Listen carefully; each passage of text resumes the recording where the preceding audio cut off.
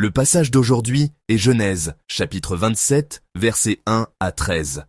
Lisons-le ensemble. Isaac était devenu vieux, et ses yeux s'étaient affaiblis au point qu'il ne voyait plus. Alors il appela Ésaü, son fils aîné, et lui dit, « Mon fils. » Et il lui répondit, « Me voici. » Isaac dit, « Voici donc, je suis vieux, je ne connais pas le jour de ma mort. Maintenant donc, je te prie, prends tes armes, ton carquois et ton arc, va dans les champs, et chasse-moi du gibier.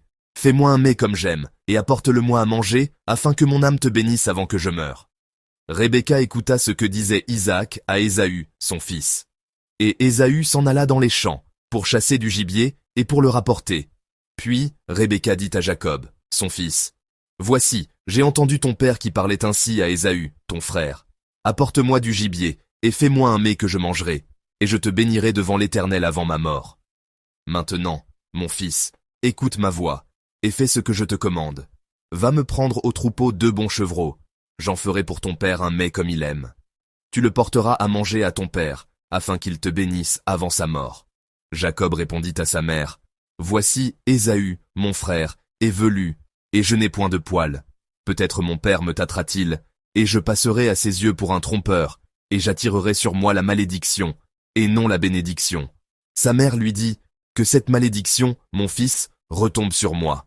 Écoute seulement ma voix, et va me les prendre. » Le passage d'aujourd'hui est une scène très importante de toute la Bible, où la promesse de la bénédiction passe d'Abraham à Isaac, puis à Jacob. Dans le chapitre 25 de la Genèse, Dieu avait déjà annoncé à qui serait transmise la promesse de bénédiction donnée à Abraham et qui avait été héritée par Isaac. Dans Genèse 25-23, il y a ces paroles, je vous les lis. Et l'Éternel lui dit, « Il y a 2 nations dans ton ventre, et 2 peuples issus de toi se sépareront. Un de ces peuples sera plus fort que l'autre, et le plus grand sera asservi au plus petit. » Le chapitre 27 de la Genèse est le début de l'histoire, qui montre concrètement comment cette promesse faite par Dieu se réalise. Isaac, devenu vieux et ayant perdu la vue, dans l'angoisse de la mort imminente, s'apprête à donner sa dernière bénédiction à son fils aîné, Ésaü.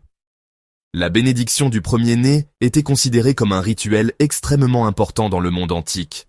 Dans l'ancien Israël, on croyait que la bénédiction d'un père n'était pas un simple souhait, mais qu'elle avait le pouvoir réel de déterminer l'avenir de ses enfants.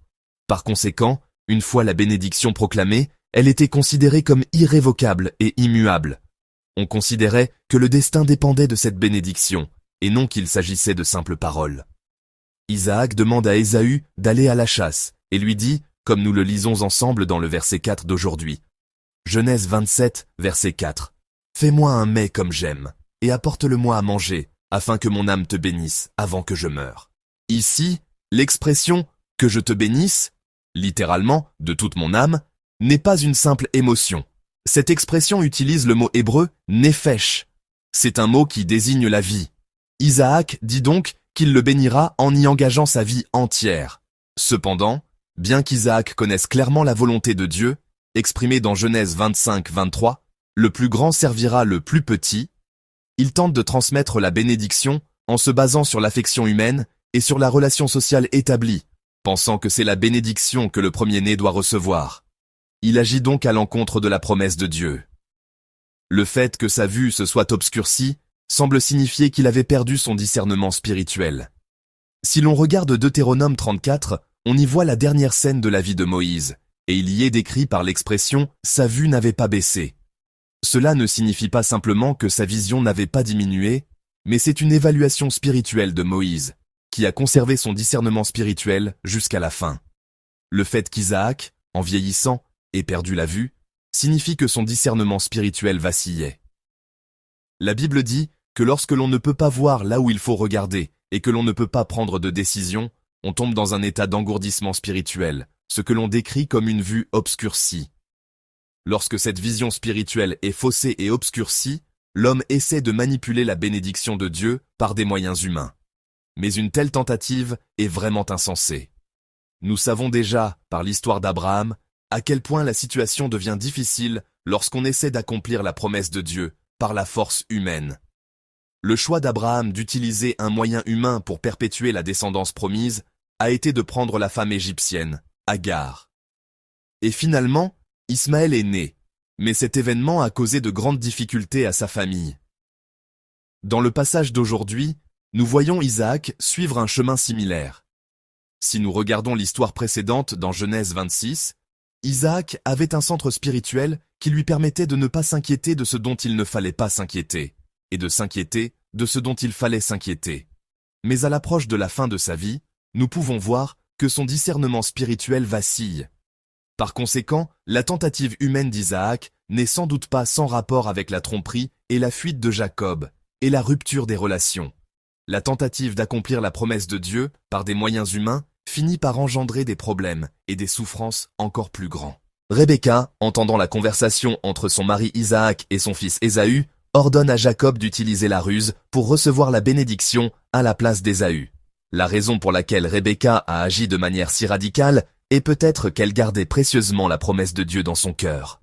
Isaac, la vue obscurcie, tentait de transmettre la bénédiction selon sa propre volonté et l'ordre du monde, à l'encontre de la parole de la promesse de Dieu. Mais Rebecca, elle, voulait peut-être que la volonté de Dieu s'accomplisse à tout prix. Cependant, même si le désir est bon, si l'on ne choisit pas une bonne méthode pour y parvenir, la manière dont Rebecca choisit une méthode qui n'est pas bonne n'est pas très différente de l'état d'Isaac, qui a perdu son discernement à cause de sa cécité spirituelle. Il y a un bon désir pour une bonne chose, mais la méthode est humaine. Il y a la volonté de Dieu, mais on l'abandonne pour faire un choix humain. Ces deux choses ne semblent pas très différentes. La promesse de Dieu s'accomplira d'une manière ou d'une autre, mais tous deux devront en payer le prix. Au verset 12 d'aujourd'hui, Jacob dit « J'ai peur d'être maudit si je trompe mon père ». Au verset 13, Rebecca lui répond « Que cette malédiction, mon fils, retombe sur moi ». Ici, le mot qui revient sans cesse est « malédiction ». Si l'on cherche le sens original de ce mot, il ne s'agit pas simplement de malchance ou de situation difficile. Le mot traduit ici par « malédiction » est un mot lourd, lié au jugement de Dieu. Ces passages annoncent les épreuves que cette famille subira à cause de cette tromperie. Le réformateur Martin Luther aurait dit « La promesse de Dieu ne peut être accomplie par les moyens injustes de l'homme. L'auteur de la promesse et l'auteur de l'accomplissement est Dieu. » Rebecca ne semble pas être pleinement consciente de ce fait. C'est pourquoi elle complique davantage l'œuvre de Dieu. Bien sûr, Dieu agit et enseigne même à travers ce processus compliqué qu'ils ont eux-mêmes provoqué. Nous connaissons l'histoire de la Bible. Malgré le discernement spirituel obscurci d'Isaac et la tromperie insensée de Rebecca, malgré l'intervention de ces actes humains insensés dans la transmission de la bénédiction de Dieu, à la fin, Dieu accomplit sa volonté. Mais au cours de ce processus, Jacob a dû passer une vingtaine d'années en exil et, après avoir quitté sa maison, il n'a plus jamais revu sa mère qu'il aimait tant. Il a dû subir une séparation à vie. Quel processus douloureux, quel prix douloureux a-t-il dû payer? Dans 1 Corinthiens 3, l'apôtre Paul décrit notre salut fragile comme un « salut », comme à travers le feu. Il exprime ainsi l'idée d'un salut obtenu de justesse. Peut-être que si l'on avait laissé les choses suivre leur cours naturel selon Dieu, même si cela semblait incertain, Dieu l'aurait accompli à la fin. Mais l'impatience, l'anxiété et le cœur de l'homme, en essayant d'anticiper l'œuvre de Dieu, finissent par causer de plus grandes difficultés. En réalité, la raison pour laquelle nos vies se compliquent et que nous échouons parfois et traversons des difficultés n'est pas que Dieu n'agit pas, mais que nous retardons sans cesse l'œuvre de Dieu. Dieu veut faire les choses mieux, plus justement, plus droitement, mais j'essaie constamment de changer cette direction et de l'entraver. Chers frères et sœurs, nous devons nous en souvenir. La promesse de Dieu ne s'accomplit pas par des moyens humains injustes, mais au temps de Dieu et selon la méthode de Dieu.